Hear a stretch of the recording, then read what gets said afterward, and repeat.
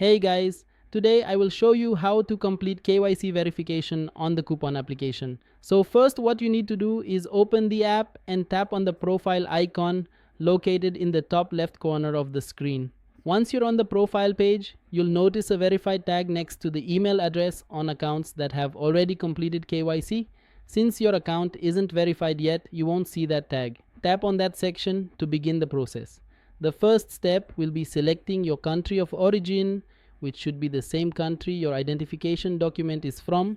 After choosing the country, click on Next. On the following page, you'll be asked to provide an ID document. The options include a passport, a driver's license, or your national ID card. Choose the one you prefer to use. Next, you'll need to scan or take clear photos of the document using your phone's camera. Be sure to capture both the front and the back. Once that's done, tap on Next. At this stage, the app will prompt you to complete a facial recognition scan. Position your face within the frame so it can verify you are the same person shown on the ID. After the scan is complete, click on Submit. That's all it takes to finish your KYC verification on the KuCoin app.